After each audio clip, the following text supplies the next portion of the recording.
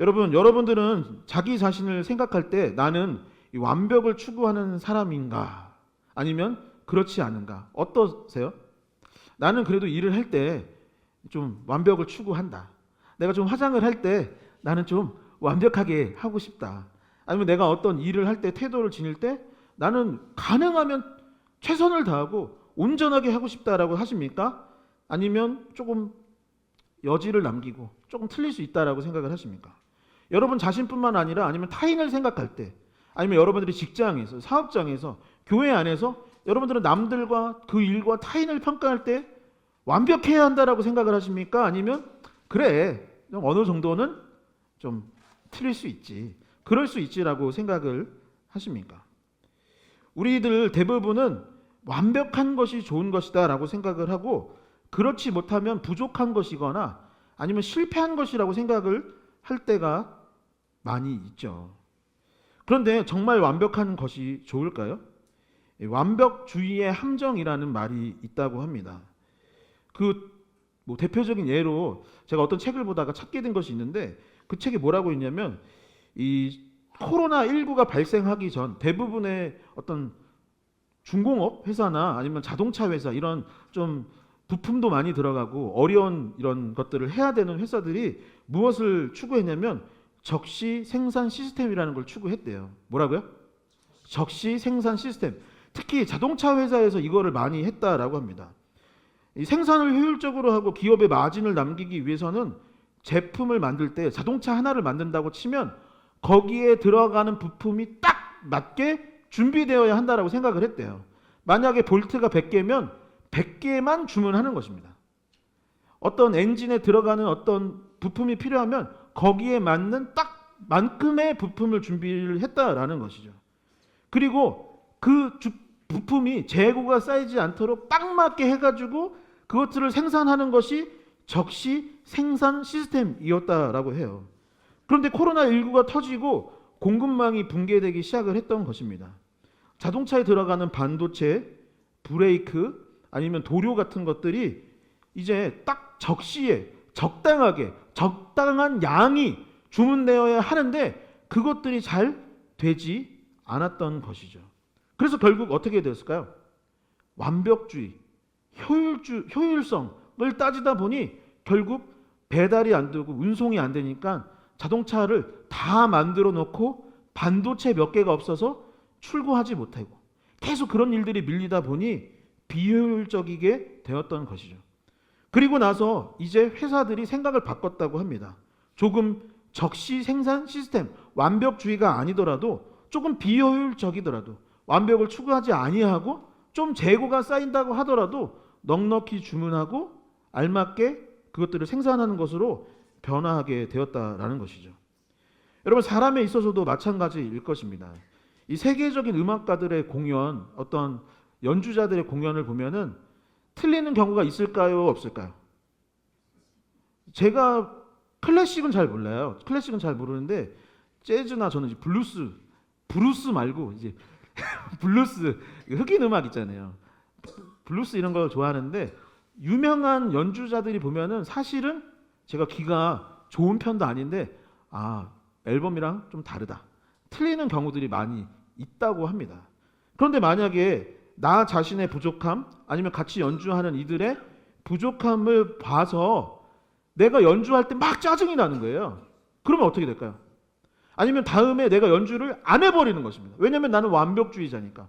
완벽한 연주를 추구하는 사람이기 때문에 막 스트레스를 받거나 하지 않는다면 그 사람은 다음 공연을 하지도 못하고 굉장히 힘들어지게 될 것입니다. 사람들을 만나는 것도 마찬가지이죠. 관계에 있어서 완벽주의를 추구한다면 외톨이로 지내는 경우가 많이 있다라고 합니다. 사람들과의 관계에 있어서 완벽을 추구하다 보면 상처가 생기기도 하고 그래서 집 밖에 나오지 않는 사람들 중 다수가 완벽주의자라고 하는 것이죠. 사랑하는 성도 여러분, 모든 시작은 작고 부족하기 마련입니다. 이제 2026년 시작을 하고 우리 교회도 아직 시작을 한 지 이제 2년도 채 되지 않은 때입니다. 여러분 우리의 삶도 우리의 가정도 우리의 교회도 사실은 완벽할 수 있냐 없냐? 없는 부분들이 참 많이 있는 것이죠. 그러나 나 자신의 부족함을 인정하고 상대방의 부족함을 인정하고 어떤 공동체나 회사나 일터의 부족함을 인정하고 그것을 받아들이는 것부터 시작을 한다면 거기서부터 점점 성장하고 점점 무르익고 사람들과의 관계도 더욱 성숙해질 수 있는 것이죠. 여러분, 완벽주의의 함정에 빠지지 않고 나 자신에 대해서도 좀 관대하고 옆 사람에 대해서도 부족함이 있더라도 조금 인정할 수 있는 그러한 너그러움이 있을 때 도리어 더 큰 성장과 은혜를 누리게 될 줄 믿습니다. 우리는 계속해서 창세기를 묵상하는 가운데 하나님께서 사용하신 믿음의 조상 아브라함에 관한 말씀을 나누고 있습니다. 여러분들이 생각하는 아브라함의 모습은 어떤가요? 아까 말씀드린 것처럼 완벽주의자인가요? 어떠세요? 돌이켜보면 아브라함은 부족한 것이 너무나도 많은 사람이었습니다. 아브라함은 믿음의 조상이라고 불릴 정도로 대단한 인물로 평가되지만 그의 삶을 막상 들여다보면 지난 시간 계속 나눴던 말씀처럼 연약하고 부족했던 면들이 참 많이 있다라는 것을 보게 되는 것이죠. 누구처럼요? 이덕우 목사처럼. 그리고 여러분들은 저보다 훨씬 나으시지만 여러분들의 부족함이 있는 것처럼 아브라함도 마찬가지였다라는 것이죠. 여러분, 지금은 믿음의 조상으로 빌리지만 아브라함은 하나님보다 사람과 환경을 두려워하기도 하고 그것들에 더 신경을 쓰기도 하였고 하나님의 말씀보다는 다른 것들 생각하면서 걱정하고 염려하고 인간적인 방법들로 문제를 해결하려고 했던 사람입니다. 그렇게 부족한 사람, 완벽하지 못했던 아브라함. 그런데 그럼에도 불구하고 하나님께서 그를 여러분 택하셨던 이유는 무엇일까요? 지난 시간 동안 아브라함의 연약함을 보았다면 오늘은 무슨 얘기를 하냐면 하나님께서 완벽하지는 않았지만 저와 여러분들도 부족한 점이 참 많이 있지만 그럼에도 불구하고 하나님께서 사용하시는 사람은 누구인가? 우리가 온전하지 못해도 왜 하나님께서 아브라함을 택하여 사용하셨는가? 아브라함이 실수토성의 인생을 살았지만 그럼에도 불구하고 하나님께서 그의 무엇을 보시고 그를 사용하여 주셨는지 오늘은 그것을 함께 나누려고 합니다. 오늘 본문에서 그는 이제 99세, 100세 요쯤 되어 있는 상황이었는데 여러 연단의 시간을 보내면서 드디어 아브라함에게 있었던 장점, 아브라함을 향한 하나님이 보시기에 좋았던 부분들이 무엇일까요? 그리고 오늘을 살아가는 우리가 연약하고 부족한 것을 지녔음에도 불구하고 그럼에도 불구하고 하나님께 쓰임받기 위해 필요한 것은 무엇인지 함께 나누고자 합니다.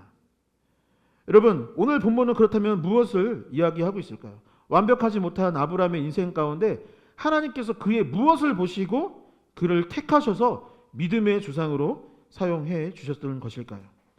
오늘 본문은 무엇이라고 이야기하고 있냐면 아브라함이 부족한 점이 참 많았지만 그럼에도 불구하고 이웃을 향한 사랑이 마음 가운데 있었음을 기록하고 있었습니다.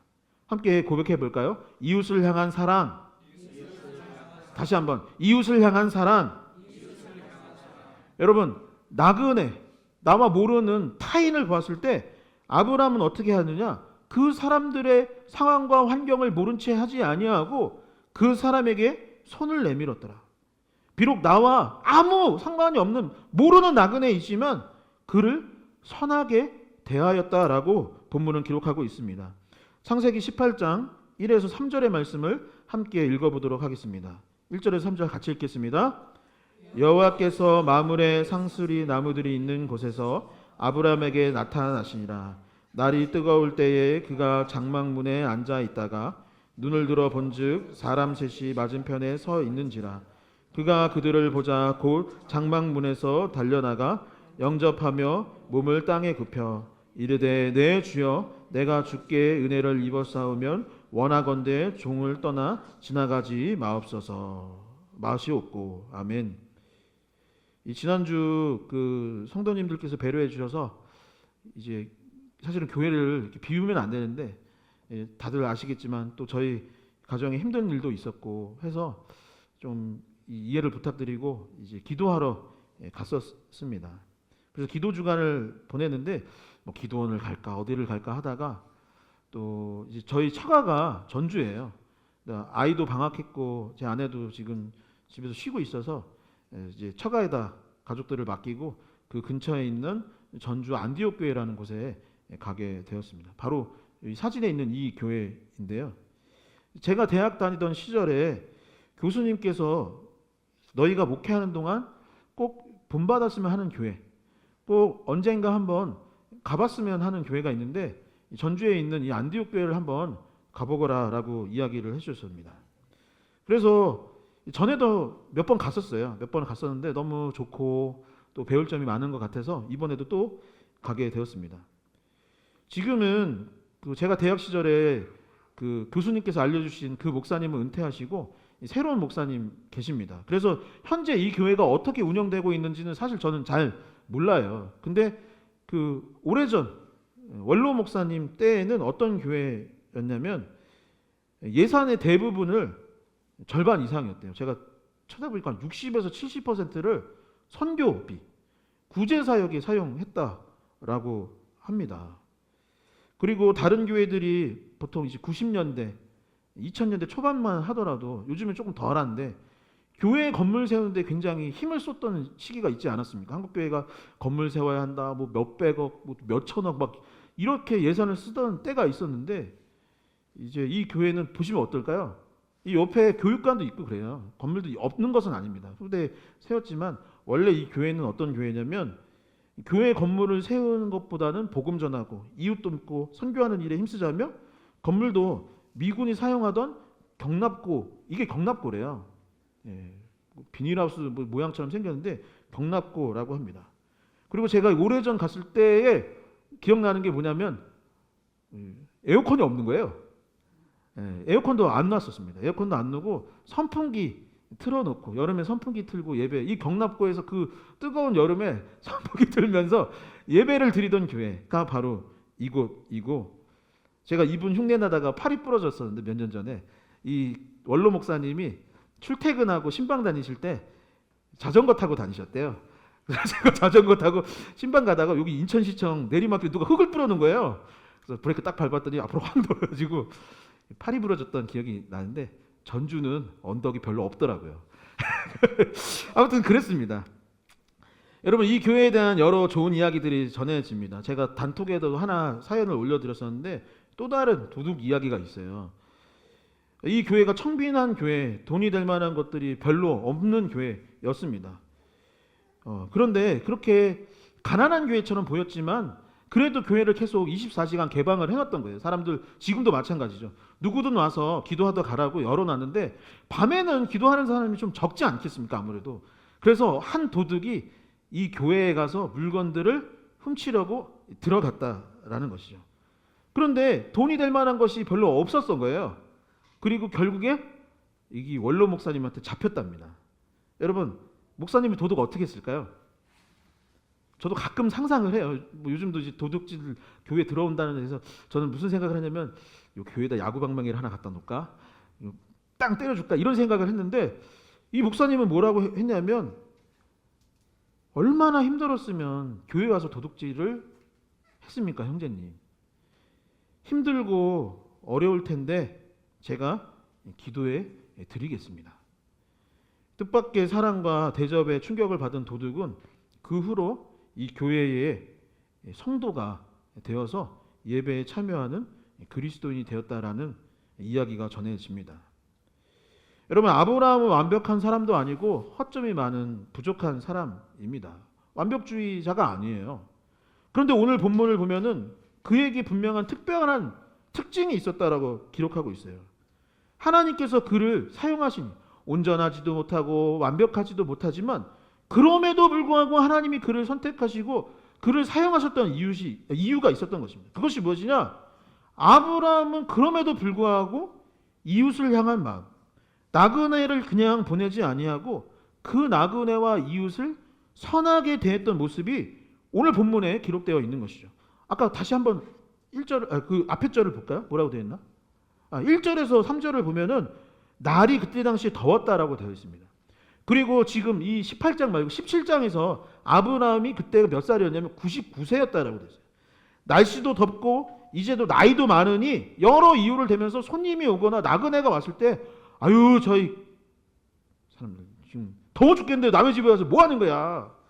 소금 뿌리면서 나가라고 할 수도 있었을 것입니다. 아니면 나는 이제 몸도 새했고 기력도 없는데 뭘 그 사람을 위해서 내가 무엇을 하겠는가라는 생각을 할 수도 있는 것입니다. 더운 날씨, 나이 든 몸, 여러 이유를 대면서 그들에게 좋은 것을 내어주지 않을 이유가 있었던 것이죠. 그런데 본문을 보면은 이상해요. 아브라함은 그의 어려움에 공감해주기 시작합니다. 덥죠. 오죽했으면 우리 집까지 왔겠습니까? 날씨가 덥죠. 목마르죠. 나그네로 사는 게 배가 고프죠. 그러면 들어오세요. 라고 하면서 오늘 본문에 뭐라고 했냐면 발도 씻겨주고 떡과 엉긴 치즈를 말하는 거죠. 치즈도 주고 우유도 주고 송아지까지 잡아가지고 크게 대접하였다라고 본문은 말하고 있는 것입니다. 부족하고 연약한 모습의 사람, 그런 것들이 참 많은 아브라함이었지만 이웃을 향한 사랑, 따뜻한 마음이 아브라함에게는 있었던 것입니다. 그런데 여러분, 이 나그네가 누구였을까요?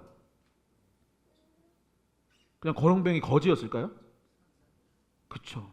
알고 봤더니 그 사람이 바로 천사들이었다라고 성경은 말하고 있는 것입니다. 여러분, 리얼러브 교회 사역을 하면서 깜짝깜짝 놀란 일들이 사실은 너무 많이 있습니다.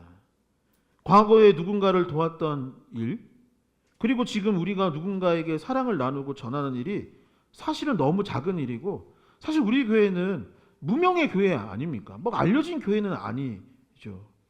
그런데 그렇게 만났던 사람들이 연결되고 연결돼서 그분들이 우리에게 천사와 같은 분들이 될 때가 너무나도 많이 있음을 느낍니다.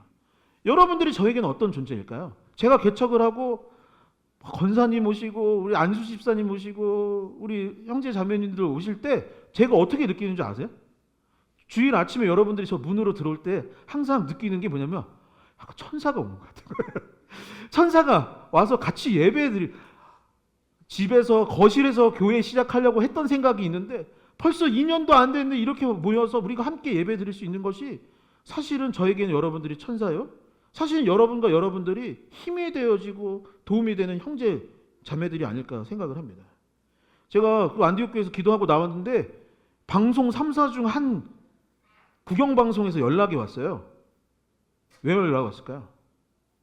자기네 다큐 찍는데 우리 교회를 취재하거나 우리 교회에 있는 누군가를 좀 취재하고 싶다라고 이야기를 하더라고요. 저는 지금 안 할 생각이기는 한데, 여러분, 우리가 모르고 지냈던 일들, 그냥 우리가 단지 누군가를 도왔던 일들, 도시락 싸서 누구 갖다 줬던 그 일들, 마을 청소했던 그것을 하나님께서 다 기억하시고 그 가운데 만났던 누군가가 사실은 하나님의 사람일 수 있는 것입니다. 그러니 여러분, 어떻게 살아가야 할까요? 어떻게 살아가야 할까요? 이웃을 사랑하고 그 이웃을 내 몸과 같이 여겨야 할 줄 믿습니다. 여러분, 옆에 분들에게 이렇게 악수하면서 이렇게 고백해 볼까요? 당신은 나의 천사와 같습니다. 네, 네, 당신은 나의 천사와 같습니다. 여러분, 우리가 이제 그냥 인연 갖고 어쩌다 만난 것 같지만 우리를 하나님께서 이어주시고 사랑의 마음, 섬김의 마음으로 다가갈 때 하나님께서 옆에 사람을 하나님의 사람으로 세워주시고 우리에게 더 큰 은혜와 축복을 허락해 줄 줄 믿습니다. 두 번째, 하나님께서 오늘 말씀을 통해서 아브라함에게 약속을 주셨고 아브라함은 그 시시때때로 그 약속과 말씀을 받아들이고 살아가는 데 적용하고 있다라고 기록하고 있습니다. 여러분, 한번 같이 주먹을 꽉 쥐고 고백해 볼까요? 주 말씀 향하여, 주 말씀 향하여. 여러분, 삶을 살아가는 데 있어서 약속의 말씀, 하나님의 말씀을 내가 붙들고 살아가느냐 안 살아가느냐, 하나님의 말씀이 내 안에 있느냐 없느냐는 너무나도 중요한 것이에요. 그런데 아브라함이 그럼에도 불구하고, 부족함에도 불구하고 왜 하나님께 쓰임받고 하나님의 영광을 드러낼 수 있었느냐? 시시때때로 힘들고 그 어려운 순간 하나님의 말씀을 받고 하나님의 말씀을 먹고 그 말씀대로 살아가고자 했던 결단이 있었기 때문인 것이죠. 여러분, 지난주 말씀은 창세기 17장이고 아브라함이 99세 때에 여호와께서 아브라함에게 나타나셔서 그에게 이르셨다라고 했던 것이 17장의 내용입니다. 그리고 그 앞의 장이 16장이에요. 16장에서는 아브라함이 몇 세라고 되어 있냐면 지난주 말씀드린 것처럼 86세였다라고요. 그러니까 이 한 장 차이가, 이 종이 한 장 차이가 13년의 시간이 있었던 거예요. 그런데 아브라함의 이야기는 창세기 12장에서부터 시작되는데 12장에서는 몇 살이라고 되어 있냐면 75세였다라고 돼요. 그러니까 75세부터 지금 여기까지의 시간이 무려 24시간, 24년, 무려 24년의 시간이 걸렸던 것입니다. 그렇게 오랜 시간이 지난 가운데 지난주 하나님께서 아브라함에게 하셨던 말씀 무엇이냐? 아브라함이 이제 이게 안 되겠는데? 이거 힘드는데? 나 벌써 99세인데? 라고 할 때 그때 아브라함은 무엇을 들었느냐? 하나님의 말씀을 들었다. 무엇을 들었다고요? 하나님의 말씀을. 무엇을 들었다고요? 하나님의 말씀을 들었다고요. 하나님이 뭐라고 하셨습니까? 하나님이 엘샤다이, 나는 전능한 하나님이다 라고 했던 것입니다. 다시 고백해 볼까요? 하나님은 전능한 하나님이십니다. 하나님은 전능한 하나님이십니다. 여러분, 이 말씀이 내 안에 있어야 되는 것입니다. 여러분, 99세라고 86세라고 75세라고 나는 몇 살이라고 나는 이렇게 살았다라고 지난 시간 동안 기적이 일어나지 않았고 아무 일도 없었던 것 같다라고. 아니요, 계속 일어났는데 우리가 무엇을 잊고 살아가는 거예요? 말씀을 잃어버리고 사는 거예요. 나는 전능한 하나님이다. 이 말씀이 아브라함의 심령 가운데 있어야 승리를 하고 우리의 마음 가운데 있어야 하는 것이죠. 여러분, 오늘 말씀에서 천사가 다시 아브라함에게 자손을 약속해 주는 거예요. 그런데 그의 아내 사라가 어떻게 반응했냐면 11절에서 12절에 이르기를 이렇게 되어 있습니다. 아브라함과 사라는 나이가 많아 늙었고 사라에게는 여성의 생리가 끊어졌는지라. 사라가 속으로 웃고 이르되 내가 노쇠하였고 내 주인도 늙었으니 내게 무슨 즐거움이 있으리요. 여러분, 본문에 보면 사라가 속으로 웃었대요. 어떤 웃음이었을까요? 너무 은혜롭다, 이런 웃음이었을까요? 제 생각에는 속을 이렇게 천사라고? 내가 봤을 때 그냥 거지 그렁뱅이 같아. 그냥 나그네구만. 천사 아니야. 왜? 지금 때가 어느 때인데 라고 비웃었겠죠. 여러분, 우리도 이럴 때가 있지 않습니까? 교회에 나와서 말씀 드리는데 교회에서 맨날 그 얘기잖아요. 긍정적으로 마음을 가지고 믿음을 가지세요. 될 겁니다. 기도하면 됩니다. 하나님께서 역사하여 주실 것입니다. 근데 우리 마음속으로 오랫동안 교회를 다녔지만 어떤 마음을 품을 때가 있어요? 그게 되겠어? 그게 되겠어? 내 현실이 지금 수년째 이런데 그게 되겠어? 사람들이 교회 보면서 계속 비웃죠. 하나님 어디 계시다고? 뭔 하나님이 전능한 하나님이라고 라고 하면서 속으로 비웃는 경우들이 있을 것입니다. 그런데 그럼에도 불구하고 이 비웃음 가운데 하나님은 또 어떻게 반응하셨을까요? 13절에서 14절의 말씀은 마음에 새겨지도록 함께 큰 목소리로 읽어보도록 하겠습니다. 함께 읽겠습니다. 여호와께서 아브라함에게 이르시되 사라가 왜 웃으며 이르기를 내가 늙었거늘 어떻게 아들을 낳으려 하느냐. 여호와께 능하지 못할 일이 있겠느냐. 기한이 이를 때에 내가 내게로 돌아오리니 사라에게 아들이 있어. 아멘. 아멘. 여러분, 지금 하나님께서 뭐라고 해요? 여호와께 능하지 못할 일이 있겠느냐. 엘샤다이, 하나님은 전능의 하나님이시다. 너의 상황과 환경을 역전시키시고 너희가 나이가 많건 너가 병에 걸렸건 너가 어떤 삶을 살아갔건 너가 부족한 것은 맞아. 너는 완벽한 존재가 아니야. 너는 연약한 존재가 맞아. 그러나 내가 다시 한번 말하는데 이 말씀을 마음에 새겨라. 엘샤다이, 여호와께 능치 못할 일이 뭐가 있겠느냐. 나는 전능한 하나님이라. 아멘. 여호와는 전능의 하나님이라. 아멘. 여러분, 이 말씀을 믿으십니까? 능치 못함이 없으신 그분을 믿으십니까? 여러분, 믿어야 하는 것이죠. 여러분, 우리는 비웃음에 집중을 합니다. 세상 사람들이 요즘에 교회를 어떻게 보느냐? 그 비웃음에 집중을 합니다. 말씀을 들을 때 내가 여태 이것이 앞섰는데 나 역시 비웃을 때가 많이 있는 것이에요. 그런데 어떻게 합니까? 우리가 어떻게 살아가야 하는 것입니까? 우리가 무엇을 향해 나가야 하는 것입니까? 말씀을 향해 나아가야 하는 것입니다.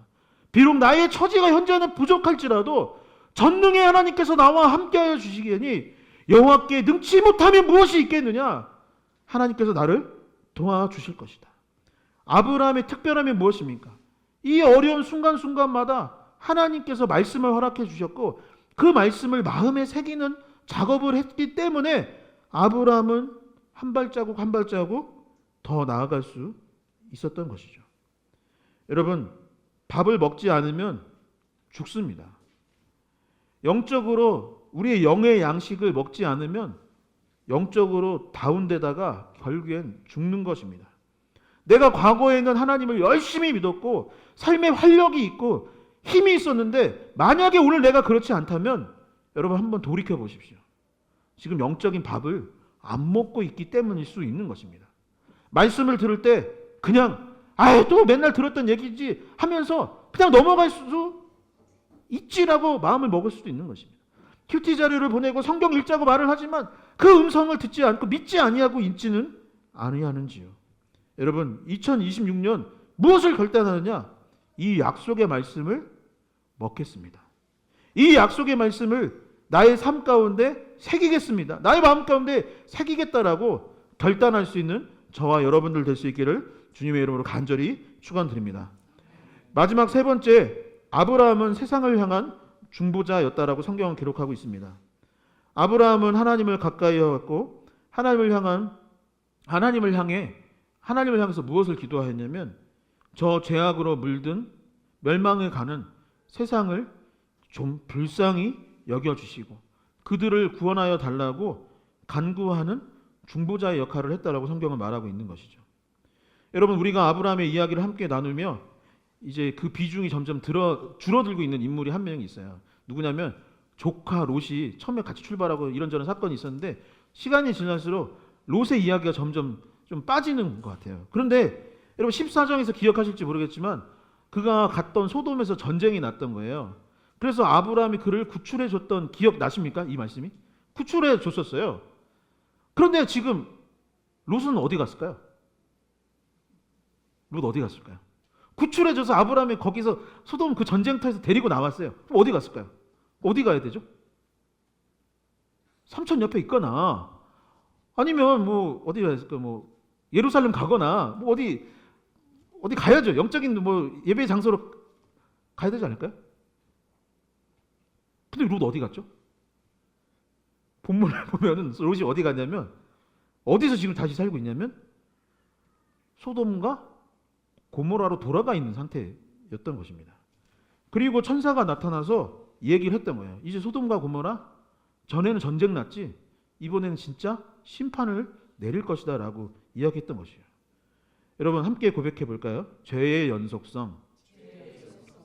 여러분 우리가 멀어지려고 해도 멀어지기 쉽지 않은 게 죄입니다. 맞나요? 끊어야 하는 거 다 알아. 근데 끊어지지 않는 게 죄입니다. 죄의 연속성. 소돔과 고모라에서 전쟁 난 것을 알매도 불구하고 롯은 다시 거기로 돌아갔다라고 되어 있는 거예요. 죄가 만연한 그 땅을 천사들이 이제 심판하기로 하였고 아브라함은 이 소식을 듣고 어떻게 했을까요? 잘 됐다 이놈들. 내가 전에도 전쟁터에서 그거 구출해냈는데 얼마나 힘들었는지 몰라. 이제는 한번 본 때를 보여줘야겠구나. 소돔과 고모라 진짜 멸해를 줘야 죄로 가득하니까 그냥 다 심판받아야겠다. 이렇게 얘기했을까요? 여러분 22절에서 24절에 이 아브라함의 고백을 한번 이 기도를 한번 같이 읽어보도록 하겠습니다. 함께 읽겠습니다. 그 사람들이 거기서 떠나 소돔으로 향하여 가고 아브라함은 여호와 앞에 그대로 섰더니 아브라함이 가까이 나아가 이르되 주께서 의인을 악인과 함께 멸하려 하시나이까. 그 성 중에 의인 50명이 있을지라도 주께서 그것을 멸하시고 그 50의인을 위하여 용서하지 아니하시니까. 아멘. 제가 이 기도 간곡한 요청의 초반부가 여기 22에서 24절이고 나머지 내용 어디까지인가요? 33절까지 아브라함은 계속 무엇을 얘기했냐면 하나님 50명 있으면 좀 용서해 주시죠. 아니 50명 안 되면 45명이라도 아니 40명이라도 30명이라도 20명이라도 10명이라도 사람이 없다 할지라도 주님 제발 그 사람들 좀 용서해 주세요. 도와주세요. 그들을 좀 불쌍히 여겨달라고 계속해서 중보 요청을 하고 있는 것입니다. 사랑하는 성도 여러분, 우리는 예수 그리스도를 본받아 살아가도록 부름받은 예수님의 제자 그리스도인들입니다. 예수님께서 십자가에 못 박혀 죽으시면서 예수님이 뭐라고 하셨냐면, 하나님 아버지, 저들의 죄를 용서하여 주시옵소서. 저들이 몰라서 저러는 겁니다.